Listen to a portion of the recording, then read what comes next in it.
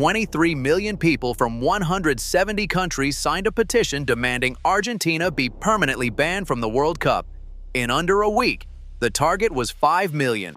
It blew past that 4 times over and came within 1 million signatures of breaking the Guinness World Record for the most signatures on any petition in human history. That record, 24 million, was set by a 1997 campaign to cancel the debts of the world's poorest countries. A football ban petition almost matched it. FIFA has not responded to a single signature. Instead, it opened 3 separate investigations into Argentina this week. None of them are about banning Argentina from anything. The petition was titled, "Argentina Out." Its text read, "Why should the rest of the world compete when the winner is already known?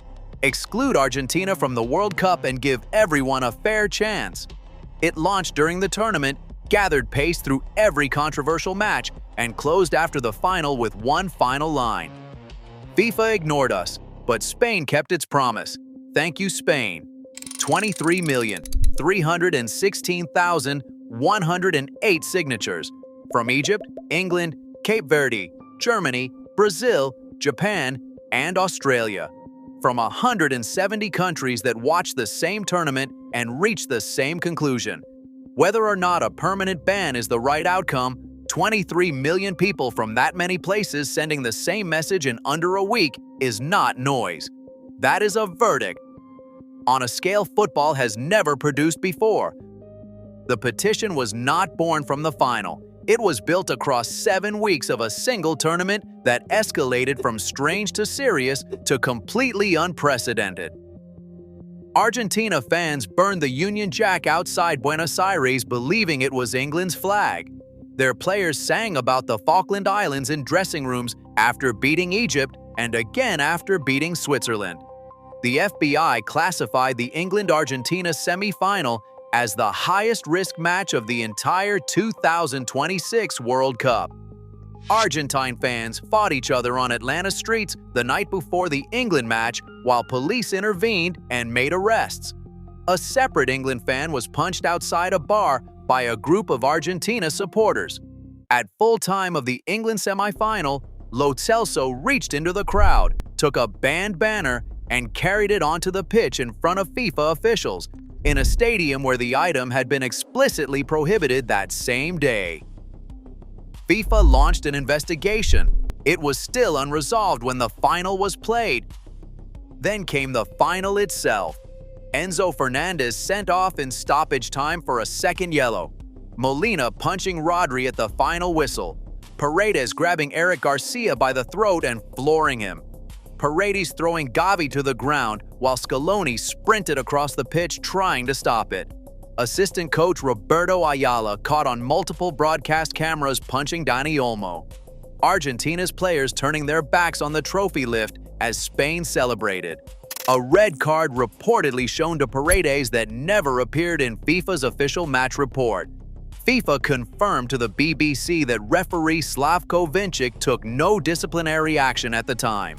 That sequence, from the wrong flag in a Buenos Aires car park to the brawl in New Jersey, across 7 weeks in every stage of one tournament, is what 23 million people were responding to when they signed.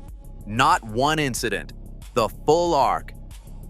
FIFA's 3 simultaneous investigations represent the most significant disciplinary exposure any single nation has faced at any single tournament in the organization's modern history. The first covers the post-match brawl. Molina, Paredes, Almada, and assistant coach Ayala are all under investigation. Under Chapter 2, Section 14 of FIFA's disciplinary code, Molina's deliberate physical contact with Rodri would typically yield a minimum 3-game ban. Paredes grabbed a defender by the throat and threw a midfielder to the ground. Violent conduct carries a minimum 3-game ban and can extend significantly based on severity.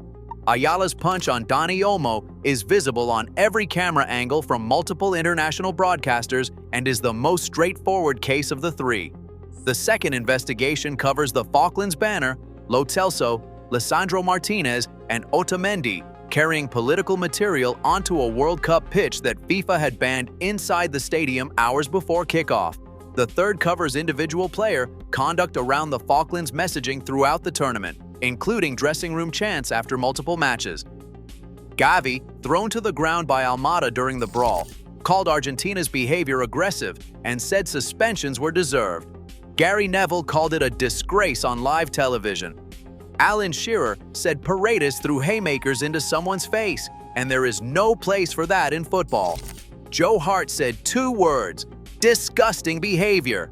Wayne Rooney called it embarrassing. Every neutral pundit in every studio across every broadcaster reached the same verdict. 23 million people who watched the entire tournament said it louder than any of them. The petition's central demand, a permanent ban, will not happen. FIFA has never banned a nation from a World Cup for player conduct. The only comparable exclusion is Yugoslavia from Euro 1992, driven by United Nations sanctions rather than any sporting decision. But the petition's power was never in its demand. It was in the number itself.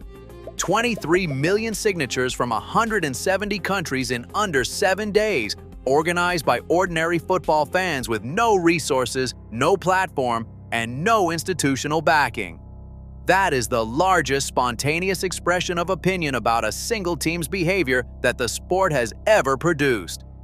When a debt relief campaign from 1997 is the only petition in human history to have gathered more names, football has a problem that cannot be managed by a press release and a 30,000 Swiss franc fine. What FIFA can realistically deliver is player suspensions and federation fines. Molina faces a minimum 3-game ban, Paredes likely more given the footage, Ayala a touchline ban. The Falklands banner investigation will almost certainly produce another federation fine, the same fine the Argentine Football Association paid in 2014 for the identical banner before a friendly against Slovenia. They paid it. They brought the banner back to a World Cup semi-final and final 11 years later. Whether that pattern tells you something about the effectiveness of FIFA's fines is for you to decide. Argentina plays again in the September to October international window. FIFA's rulings will arrive before then. 23 million people want to know what happens next. Subscribe, because when FIFA announces, this channel covers every word.